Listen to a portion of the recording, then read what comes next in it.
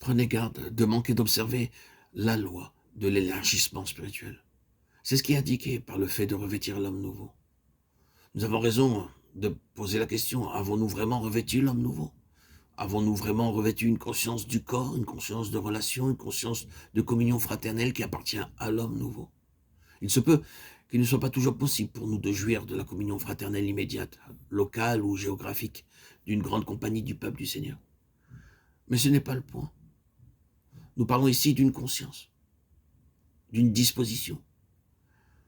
C'est mettre de côté tout ce qui est individuel, personnel, séparé en tant que tel, et se revêtir de cette conscience de relation dans laquelle tout est pour le corps, et dans le corps, et par le corps.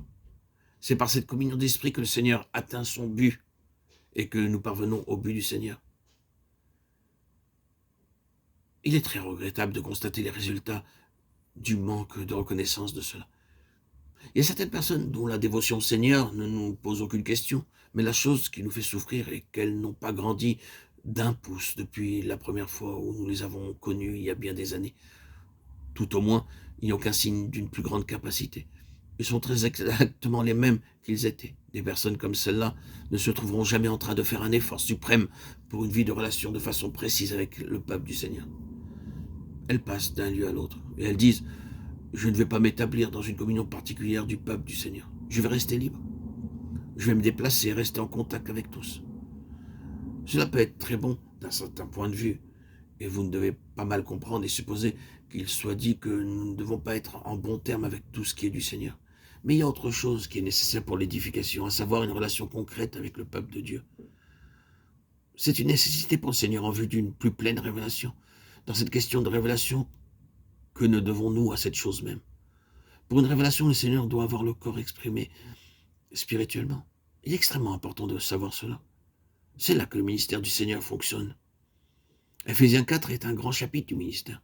On rejette tout isolement et toute pensée de départementaliser le ministère quand on a le corps exprimé réellement, quand chacun est trouvé occupant une certaine place de valeur spirituelle dans l'œuvre du Seigneur, non pas selon les termes techniques que l'homme a coutume d'utiliser en référence à une telle œuvre, mais où chacun représente quelque chose de valeur spirituelle, où chacun est un ministre devant le Seigneur d'une certaine manière. Que vous le reconnaissez ou non, c'est un fait. Et malheureusement, beaucoup de pertes sont essuyées parce qu'on ne réalise pas dans quelle grande mesure l'obéissance de la part de chacun d'entre nous affecte le résultat. Je vous dirai comment tester cela. Est-ce qu'il va y avoir quelque chose de personnel pour le Seigneur par un moyen corporatif?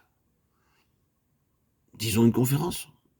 Je me hasarde à dire qu'il n'y a pas beaucoup de gens qui, spirituellement associés à cela, ne connaissent pas quelques aspects de la fureur et de la pression du diable contre cette chose-là. Vous n'avez pas besoin de provoquer le diable de quelque façon que ce soit. C'est un conflit, et ce ne sont pas seulement les personnes responsables dans le ministère de façon plus évidente qui sont affectées, mais le conflit s'étend à ceux que nous ne relions pas directement au ministère dans ce sens spécifique. Dans notre pensée, nous limitons si souvent le ministère à une certaine expression du ministère. Ceux qui ont des tâches ordinaires au foyer et des soins de ménage peuvent peut-être considérer cela comme des devoirs sans relation et non comme une part du ministère. Mais le conflit trouve son chemin là-dedans. Il pénètre dans votre conscience personnelle, dans vos affaires, outre le fait que votre être peut être impliqué de quelque manière plus immédiate dans ce qui se passe. C'est parce que vous êtes spirituellement lié à un témoignage, parce que vous êtes entré d'une manière spirituelle dans le corps de Christ, reconnaissant ce qu'est le corps de Christ. Que vous ayez compris la vérité ou non, dans une large mesure, vous avez revêti l'homme nouveau, et vous souffrez en tant que membre d'un seul homme. Or, cela n'est pas seulement un fait que peut-être nous reconnaissons d'une manière douloureuse, mais c'est un privilège.